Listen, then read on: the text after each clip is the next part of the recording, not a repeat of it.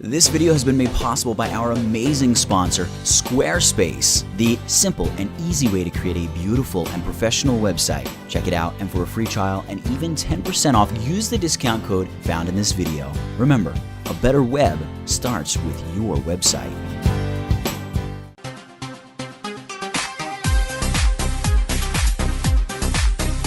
Welcome to this video tutorial brought to you by tutvid.com. Today we're going to take a look at some really cool Moody cinematic portrait retouching with Photoshop. We're going to talk about masking and adjustment layers and working with tone and color and sharpness and a lot of other things.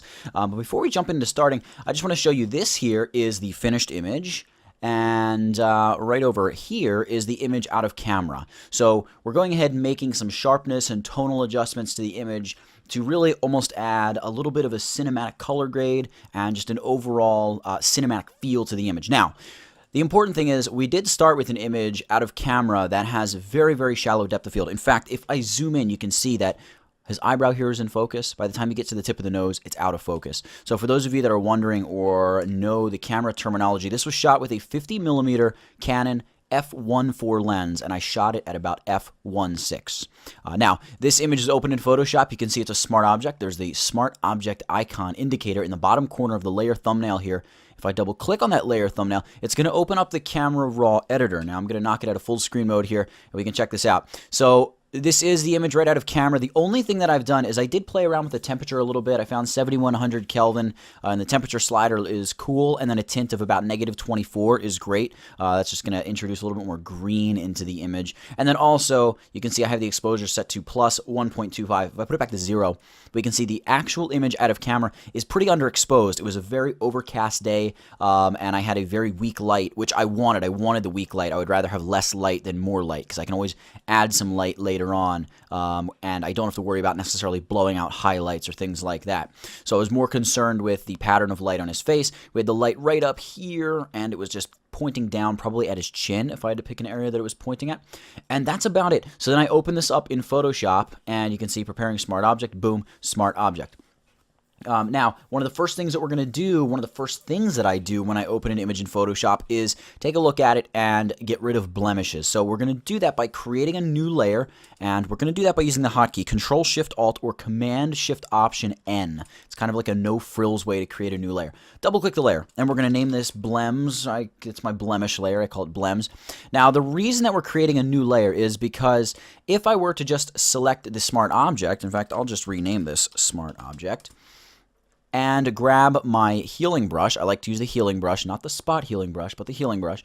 You can see that I'm just getting this kind of cross cursor saying you can't do anything. And if I click Alt-click to define a source point to repair the image, so if I Alt-click and then I still try to click, it's going to say, hey, this smart object must be rasterized, i.e. we need to unsmart objectify it, make it a raster bitmap object. Again, it is bitmap technically, but do you want to rasterize this? I don't want to. I want to retain the smart object-ness of it.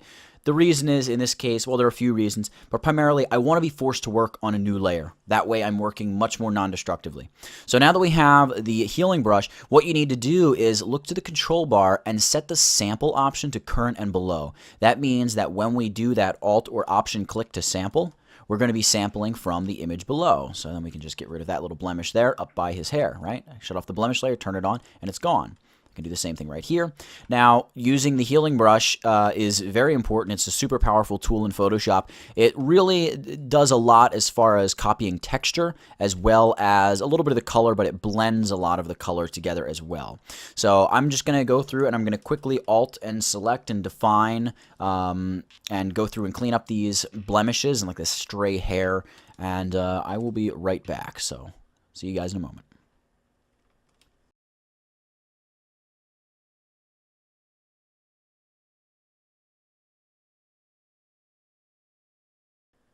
And we're back. So one quick thing that I want to show you before I show you the before and after for the blemishes is there is this little blemish here on his neck. Part of the problem you're going to have with the healing brush is when you try to just heal that away, you're going to almost drag the black from over here in this dark area right into the skin tone. Not what we want. Well, the trick is if you just sample that edge itself and then you paint from that edge there, like the edge of the neck, back inward, you get rid of that issue. I'm actually going to start from the bottom here, maybe a little bit more effective. Just like so, and boom. Just like that, it goes away. So I'm going to zoom out just a touch, and we're going to go ahead and shut the blemish layer off and turn it back on, and you can see a huge difference to the skin. I don't want to get rid of all of the marks and lines in his face. I like the character it adds. Very, very cool. So now that we've done that with the blemishes, and this is very basic blemish removal. This is nothing fancy. All we're doing is, one single layer and some spot removal or spot healing.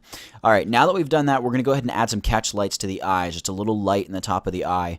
We're going to do that by creating a new layer, so Control-Shift-Alt or Command-Shift-Option-N. I'm going to name this Uppers, and that just is for the upper catch light in the eye. Sometimes I also will put a catch light in the bottom of the eye, but right here we're just going to go with the upper. I'm going to grab the brush tool, and I'm going to right-click and set the size pretty small, maybe about 20 pixels, and increase the hardness all the way up. I want it to be a very hard brush. And I want to set my foreground colors to black and white by hitting the letter D, and then X to flip those. So white will be my foreground color, and I'm going to place a catch light right there, and I'm also going to place another catch light, boom, right there. Now, obviously, doesn't look very realistic. He looks kind of odd, but no worries. What we're going to do is we're going to first mask these catch lights to his eye, and then we're going to sort of blend them in. So I'm going to come down here to the bottom of my layers panel and hit the new mask icon. So there's our mask. Make sure we're working on that. Grab the brush tool again, and this time right-click and soften the brush a little bit. So hardness right around 50%. And we want to set our foreground color to black, so just hit the letter X. And we're going to begin painting away any part of the catch light that is not supposed to be seen. Okay, anything that's not actually on his eye. So there we go, just like that. And then I'm going to select the layer. See right there I have the mask selected. Now we have the layer selected. When I have the layer selected, I'm going to blur these pixels. So I'm going to go blur, Gaussian blur.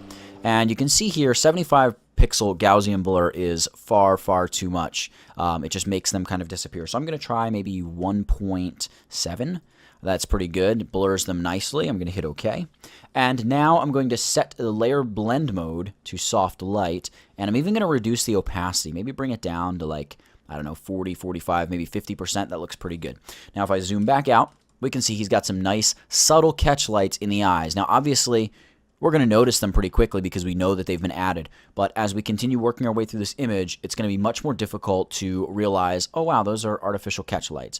And if they still look too artificial, you can always go and reduce the opacity a little bit more until they blend and they fit perfectly. So there we go. We have our catch lights. Now that we've done that, we're going to add a little bit of light to the eye.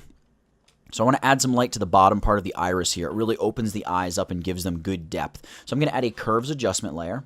By the way, if you don't have the adjustments panel, you can just go layer, new adjustment layer, curves. Does the same thing. And we're going to set this to a layer blend mode of color dodge. You can see it's just going to really blow out our image like crazy. That's fine. We're going to zoom back in on the eyes. I'm going to select the layer mask here and hit Command or Control I. That's going to invert the mask, fill it with black. Great. Now that we've done that, we're going to grab our brush tool, and I'm going to set the opacity of the brush to 10%, just like that. Now I'm going to right-click again. Hardness of my brush should be 0. I want a very soft brush, a very small brush. And I'm going to set my foreground color to white. So X just flips those colors. I'm going to zoom in on the eyes a little bit more here. And I'm just going to begin by painting a little bit of light into the bottom of the eyes. Just kind of carefully. Maybe even touch up the actual catch light itself. Hit that once or twice. And then we're just adding some light into the eyes, just like so. So if I zoom out, if I shut that layer off, we can see there's before, there's after. So we're just adding some light into the eyes, really opening them right up just like that. And the next thing we're going to do is sort of like a micro sharpening layer. So we're going to convert or merge all of our current visible layers to a new layer by hitting Control-Shift-Alt or Command-Shift-Option-E. And once we've done that, we're going to desaturate this layer. The hotkey for that is Command-Shift or Control-Shift-U. Black and white, great. I'm going to zoom all the way in, and we're going to go Filter, Other, High Pass. And because this image really isn't that sharp to begin with, we were shooting at f1.6, again, which is a very, very wide open aperture, which gives you extraordinarily shallow depth of field with a full frame camera with a prosumer DSLR in general, actually. So we're going to set the radius to about 3.5 pixels. If you have an extraordinarily sharp image already, this might only have to be maybe 1.5 or something like that. Point is, you want to start to see some detail in the hair and some texture in the skin, stuff like that, but you don't want to see too much haloing. So we're going to hit OK, and then we're going to set this blend mode to overlay. So there's before, there's after. We're just kind of adding this layer of punchy sharpness to the image. Now that we've done that, we're going to add 2 curves adjustment layers. So 1, 2. And I'm going to take the first layer, and I'm going to name it Burn, and I'm going to name the second one Dodge. I'm going to go to the burn layer, and we're going to set this to a blend mode of multiply. You can see it actually gives us a really cool tonal effect. Maybe makes things a little bit too dark, but definitely some killer tones and some killer detail in the skin up here. Really, really digging that. I'm going to select the mask here, and we're going to invert it. Command or Control I to fill it with black. It hides our entire multiply adjustment that we just made. I'm going to come up to the dodge layer, and dodging is brightening or lightening, so we're going to choose the screen blend mode. You can see it lightens everything up, and again, select the mask, Command or Control I to fill it with black. Now, I prefer to work with my shadows first, so I'm going to work on burning first, and then I'm going to go to dodging later, well, in just a minute. So what I'm going to do, and basically all I'm doing, is I'm going to begin painting over shadowy parts of the image, little shadows and areas like that. So I'm going to grab my brush tool, and you want to do this slowly. Dodging and burning is kind of a labor of love. So I'm going to increase the size here, maybe make it a little bit bigger. A brush around 200 pixels are probably good for this particular image. It all depends on the resolution of your file. So I'm going to make sure I have the mask selected, and I'm just going to begin painting here. We've got a nice little shadow down there. Again, opacity of the brush, 10%. We're going to paint here the shadow of the jacket and the shadow where the jacket meets the t-shirt. Same on this side. We've got this little wrinkle in the jacket I kind of like. We're going to accentuate that a little bit. I'm going to make the brush a little bit bigger using my bracket keys. We're going to darken the base of his neck. Then we're going to darken the facial hair. All right, so you darken facial hair. It's going to make the facial hair appear thicker. Cool. Run across the shadow in the middle of his lips. The little shadow there beneath the mouth, and of course the shadow beneath the nose, and you can accentuate that just a little bit. We've got the eyebrows here. We're going to pass over them maybe once or twice. Thickening up eyebrows is a great thing to do for your photos. We're also going to darken the hair along the hairline where the hair meets the forehead, just like that. And actually, I'm just going to generally darken that entire side of his face. Again, it's going to almost make the light look a little bit more dramatic. See, I shut it off, I turn it on, shut it off, turn it on. So we are making a difference here. And then I'll probably go up to the hair and just kind of play around, hit some of the shadowy areas of the hair, and we'll end up doing the same thing with our screen. I'm also going to just paint in some of the darker looking areas in the ambiance back here.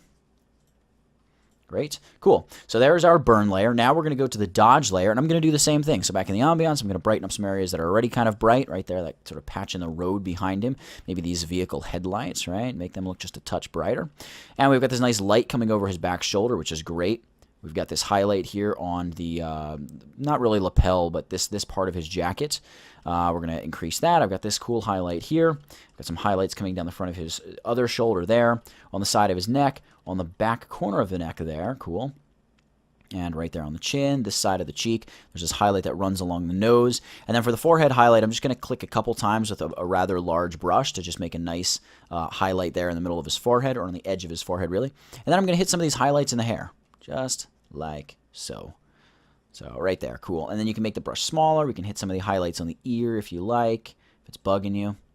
There we go, cool. Just like that. Okay, so now if I shut the screen layer off, we can see we've made a difference with screen. If I get rid of both layers and then I turn them both back on, you can see we have in fact made a pretty big difference. We're not done yet though. I want to shift click, so select the dodge layer, then shift click the burn layer, and we're going to drag these layers down to the new layer icon. That's going to duplicate the layers and give us a very strong dodge and burn effect, which I don't necessarily like. I want to select the second burn layer's layer mask and go filter, blur, Gaussian blur, and we're going to blur this about 75 pixels. Again, this is going to depend on the resolution of your image. I'm just looking to really smooth out this entire mask. See, here's the blurred mask. Here's the this is the non-blurred mask. All right, blurred mask, non-blurred mask. So big difference. Now we're going to come up here to the non-blurred dodge layer, but we're going to choose the top one, the newest dodge layer, and we're going to blur this mask as well by going filter, Gaussian blur. It's going to use that same 75 pixel Gaussian blur. Beautiful. I'm going to Alt Option click the mask, so I get back to the image.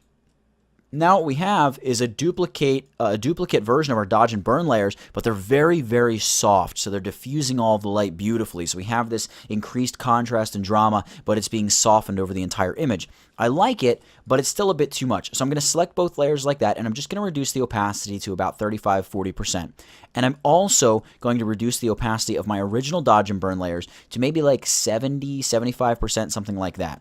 Just so these two sets of dodge and burn, the blurred dodge and burn, are sort of working in conjunction with the sharper dodge and burn. Let's go back to our original image and see what we started with. There's what we started with, and here's what we have now. So now that we've done that, we're going to go ahead and begin the toning process. Now, the toning process, we're going to start or begin by adding a levels adjustment layer and use that to reduce the contrast of our image a little bit. So here's the levels adjustment layer. I'm going to select that, and I'm going to pull the black point in a little bit, right? So that's going to increase the blacks or pour light into the blacks, and I'm going to pull the white point over, which is going to darken our lighter tones in this image, right? So before, after, we've really killed a lot of contrast. Not enough though, because I'm going to go ahead and add a curves adjustment layer here, and I'm going to lift the blacks a little bit more generally and push down the whites up here a little bit more generally as well, so sort of like a reverse S-curve. All right, see that? We've really reduced contrast a lot. And we're going to do yet another curves adjustment here where I'm going to lift the blacks a little bit more and I'm going to lower the whites a little bit more. But this time I'm going to take a point on my curve line back to the original line that's running from the bottom corner to the top corner and just kind of pull the center portion of the image, right? This whole center portion. I want to pull that back in alignment with that original line. So we're really just pulling down on the top part and pulling up on the bottom part. And again, if you don't understand how curves work, I have an entire tutorial on tutvid.com on how curves work. Highly recommend you check it out. Curves is an amazingly powerful tool and super, super useful stuff to know how to use. After we have our levels and our two curves adjustment layers, we're going to go ahead and add a vibrance adjustment layer. And we're just going to knock the vibrance down maybe like -15 or so. We're going to be introducing some color in just a second to complement the general color palette of this image. And actually, we're going to do it right now. We're going to use a gradient map. And I'm clicking on the gradient here, and I'm going to choose this kind of burgundy wine, well, not quite wine, but just this deeper burgundy with a sort of greenish mustard color. And basically the way the gradient map works is it's saying, hey, you darker reddish magenta colors, map yourselves to the darker parts of the image, and then you mustardy colors go to the lighter parts of the image, and then everything in between, you match the darker grays to the mid grays to the light grays all the way to white. Now that we've done that, we're going to take the gradient map layer and we're going to set it to a blend mode of soft light. And you can see we've introduced a whole bunch of color. Now, as things stand, this might be a little bit too much magenta, so I'm going to double click on the gradient map, double click on my magenta stop. I'm going to make sure saturation is selected and just desaturate that magenta just a little bit. All right, it's going to make the image look a little bit greener. The reason it's making the image look more green is because green is the opposite color of magenta. So if you take magenta out of an image, it's going to look like you're pouring green into the image. So now that we've done that, we're going to go ahead and add probably a brightness and contrast adjustment layer here as well, just because you can do this with curves, I know, but we're going to keep things kind of stupid simple here. I'm going to increase the brightness maybe about 10 ticks and then reduce the contrast maybe another 20. So we're really killing off contrast here, right? I get rid of all these layers, really contrast the image. We add all these layers, we've really decreased contrast. Now, the reason I like to decrease contrast is because it sort of fakes increased dynamic range. It makes it look like your image or your camera has picked up a ton more detail in the shadows and the highlights than it actually has. And now we're going to be able to selectively add back in the contrast we want, making sure that we keep this really cool, almost pseudo three-dimensional looking image. So now that we've done all of this, we're going to merge all of the visible layers to a new layer, Control-Shift-Alt-E or Command-Shift-Option-E. Boom, there we go. Popped up on its own layer. I'm going to call this Multi because we're going to set this layer to a blend mode of Multiply. Now, really cool tones here, really smooth looking light, looks really neat. However, way too dark. You can see all of this down in here is just way, way too dark. So we're going to combat that by adding a levels adjustment layer. Now, we only want the levels to affect the multiply layer because the multiply layer is what's working all this magic by interacting with all of these layers beneath it. So I'm going to hold down my Alt or Option key and hover between these two layers and clip my levels layer to my multiply layer. Now that I've done that, I'm going to grab this black slider on the bottom and I'm going to pull it over to lift my shadows. So I'm really going to lift those shadows up to right about there. I'm going to increase the black point and I'm going to increase the white point just a bit. There we go. Cool. So get rid of that. You can see that levels adjustment layer makes a huge difference. In fact, if I just get rid of both layers are making quite a staggering difference combined. So now that we've done that, we're going to go ahead and we're going to relight this image a little bit and do a couple more color adjustments, maybe touch up the contrast a little bit, and then a little bit of sharpening and a little bit of noise, and we'll wrap this thing up. So let's begin with the relighting. If I'm doing any sort of digital relighting of an image, and it's nothing as drastic as it sounds, I like to use the quick mask mode, so I'm going to hit the letter Q. See that? It's going to load up quick mask mode. Hit Q. We are now out of quick mask mode, back into quick mask mode. one of the first things you want to check before you actually jump into quick mask mode is just double click the icon, right? And you want to set this color indicates area to selected areas. What that means is the area that you are painting is going to become the selection. So I'm going to hit Q. I'm going to give you guys a quick example. I'm going to grab the brush tool. I'm going to set the opacity back to 100% because opacity matters when we're dealing with the quick mask mode. And we're going to set our foreground color to black. We want to paint with black. We want a very soft brush, and I'm just going to begin painting here. All right, so I've painted a large, soft red spot. If I hit the letter Q and load that selection, it's going to give me a large, soft selection of that area that I painted. If I hit the letter Q again, boom, I go back to quick mask mode, and I still have that selected. Great. I'm actually going to just undo all of that. I'm going to go back to quick mask mode while I'm in quick mask mode. See, that button is activated. I'm painting with black, and I'm just going to paint a nice dark gully like this. And then I'm going to hit the letter Q. It's going to load that as a selection. I want to feather that, however. So we're going to go select, modify, feather. And we're going to feather this about 550 pixels, a ton. If you're using a version of Photoshop older than Photoshop CS6, I believe it is, you can only feather 200 pixels at a time, but you can still do 200, 200 again, and then 150. And it should give you something pretty comparable. Go ahead and hit OK. And we're going to add a new levels adjustment layer here. Now what we're going to do, because we want to darken this area, right? The white in the mask is where the levels adjustment layer will show through. We're going to drag this gray slider toward the white slider. See that? Just going to make it a little darker down there at the bottom of our image. All right, give the image more shape. Now I'm going to enter into quick mask mode again, hitting the letter Q. And we're going to paint. We're going to do the same thing here with the top. Just I'm going to pull some light down onto his face as well. There we go. Hit the letter Q to jump out of quick mask mode. We're going to feather this selection, modify, feather, select, modify, feather, that is. And I'm going to feather this selection a little bit less, maybe 450, and hit OK. I'm going to add a new levels adjustment layer. See that? It's automatically using my selection as a mask. And I'm going to drag the gray slider toward the black slider. And that is going to give me brightness. But it's also going to kill off contrast. I'm done killing off contrast. I killed off a ton of contrast already. So I'm going to make sure contrast stays by just dragging this black slider in. All right, so if I shut that off, you can see much brighter at the top, but still about as much contrast as before. And you can play around with it to make sure that you really are preserving the contrast you want to preserve. So just like that, and here I'll shut off these two layers to show you. There's before the lighting layers, there's after the lighting layers. So it does a lot to shape your image and make your image look a lot cooler. So now for our first round of color adjustments, or additional color adjustments, really I should say, I love to use the selective color adjustment layer. An incredibly useful adjustment layer. We're not going to get into all the different color channels and the colors you can work with. We're only going to work with whites and blacks here, and later on we might work with neutrals a little. I'm going to start with blacks. I want to actually lift the blacks, so I'm taking some of the blacks out of black. See, if I pull black this way, it makes the blacks very, very dark, very rich. If I push them this way, it's just basically dumping white directly into the shadows. So I'm going to be very easy with this, maybe go -5, -6. You can see it's almost killing contrast, but it's really only appearing to kill contrast because it's killing off some of the contrast in the darker tones.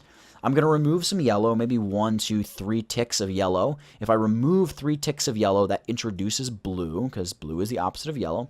And I'm also going to remove 1 or 2 ticks of magenta, which we already covered this. Green is the opposite of magenta, so going negative here is going to add green, right? We don't want that much. And then we're going to add some cyan. So cyan has almost like some greenishness to it already. So it's going to mesh beautifully with our greens and our blues. So if I shut off selective color, the selective color adjustment layer, there's what we had, there's what we have now. We've really added this blue-green cast. I'm going to open up that layer, that adjustment layer again by double-clicking the icon, and I'm going to go to the whites. Now the whites, I'm actually going to give them some punch by removing blacks from the whites. So you can see, there's if I add black to the whites, which is going to essentially mute the whites and the highlights. If I remove black, I'm sort of forcing those highlights to be a little bit punchier. But I'm also going to pour some yellow into those highlights to color the highlights to ensure that I don't have a big, bright, white hot spot anywhere on the image. So there we go. Selective color. Before, after. It makes a difference. Really, really a cool and a very powerful adjustment layer as well. In addition to those color adjustments, we're going to pump the contrast a little bit here as well. So I'm going to pull down on this part of my curve, and I'm going to pull up on this part of my curve. Before, after, we've pumped the contrast. However, I want to control the contrast. It's part of the reason I love these adjustment layers. So I'm going to select the mask and hit Command or Control I to fill the mask with black. It's just inverting white. The opposite of white is black. I'm going to grab my brush tool, and we're painting with white, and we have the opacity set to 100. And I'm just going to paint over his face and over his body here. And Maybe set the opacity now to 40, right? And I'm just going to paint out away from him a little bit just to sort of feather the contrast into the scene a little bit. So there's before, there's after. We're really increasing the contrast on him alone and letting all of that depth and that dynamic range stand in our background, just kind of like I really like it. So now we're going to do a quick global sharpening with high pass. So I'm going to merge all the layers to a new layer, Control-Shift-Alt or Command-Shift-Option-E. Again, desaturate, Control-Shift-U or Command-Shift-U. And I'm going to name this high pass. And we're going to go filter, other, high pass. And we already know about 3.5 works well for us. I'll hit OK. I'm going to zoom in a little bit. And I'm going to set this to a blend mode of soft light. It's not quite enough. I'm going to duplicate it by hitting Command or Control J. Now, when I duplicate it, it becomes too much. So it's just a little bit too sharp. It's almost accentuating the grain in the image more than any details. So I'm going to soften this or reduce it a little bit just by dropping the opacity down to maybe 35. 35% actually looks pretty good. So now that we've done that, the last thing to do is to go ahead and add some film grain. Now, adding grain is a piece of cake. It's one layer and a couple steps, boom, you've got grain. However, the grain looks very computerized and very generic. So I like to add grain, but with a little bit of a twist to make things a little bit more interesting and make it look a little bit more organic. So we're going to do this by creating a new layer, Control-Shift-Alt-N or Command-Shift-Option-N, and I'm going to name this Grain-01, and we will go Edit, Fill, and fill using 50% gray. Now that we've filled that, we're going to go Filter, Noise, Add Noise. And we're going to add 15 to 20% of noise, something that looks good, something that looks semi-dense, and hit OK. And we're going to set this to a blend mode of soft light. Now that we've done that, I can zoom in and see definitively that we have introduced quite a bit of grain to our image. We're going to duplicate this, Command or Control J. Now we've introduced a ton of grain. So I'm going to zoom out a little bit, and we're going to go Edit, Free Transform. Note the hotkey, Control T. Command T on the Mac. We're going to select this. We're going to set the width to 350 and the height to 350 as well. And we're going to commit those changes. Now, your computer may show you a loading bar while you're doing this because what we've just done, I'm going to zoom way out, is we've really made this layer huge, right? I'm just bringing up the bordering lines of the layer by hitting Command or Control T. It's the Free Transform command. I don't want all of that stuff. We can see that our file size has ballooned to 1.24 gigabytes for this image here, if Photoshop is reading it as. We want to get rid of as much file size as possible, especially since we know we're not using all this grain out here. So we'll do that by using a little trick. Hit Command or Control A to select all. So we're just selecting this square chunk of the good, big, chunky grain right out of the middle of this layer. Hit Command or Control J to pop that up onto its own layer, and we're going to name that Grain-02. All right, if we hit Command or Control T on this layer, you can see the grain ends at the edges of the image, which is perfect. That's exactly how we need it to be. So this big piece of grainy layer that's adding all this file size, we can select that, hit the delete key, and it goes away. And look at that, we're immediately down to around the half, 598 meg file size for this PSD. Now, obviously, way too much. I mean, way too much grain. So we're going to select grain 1. We'll reduce the opacity to right around 15, 20. I got 24%. And grain 2 will reduce somewhere right around the same thing. I'm at about 20% there. So what this subtle grain is going to do is it's not going to compromise our sharpness, but it's going to give us much smoother looking tones and just, I think, generally a more beautiful image overall. So here's the image we started with, out of camera, through Camera Raw, and into Photoshop. With some dodging and burning and some color toning, we've really spruced the image up and make it this very nice, very sharp-looking image. We've brought the color out a little bit more in his skin, and we have an image that we love. And certainly it has sort of this cinematic color, this cinematic feel to it in general. Couple this technique with a nice shallow depth of field, and you'll get a really cool image. Now, it is interesting and should be noted that when you're using this technique, don't use the exact technique that I'm using. Use the principles that I'm trying to share here, right? The whole reducing contrast to increase depth or dynamic range, in the image. Because your image is going to be a little bit different than this. Maybe you lit it differently. Maybe you didn't light it at all. You can still use the principles, the dodging and burning and the sharpening and the blemish removal and, killing off contrast and then adding contrast back in manually and the digital relighting, all of that stuff, the grain and the sharpening. You can add all of that to your photos, but you want to make sure that you adjust them so your photos look best, and that's when you're going to get those those really, really great photos.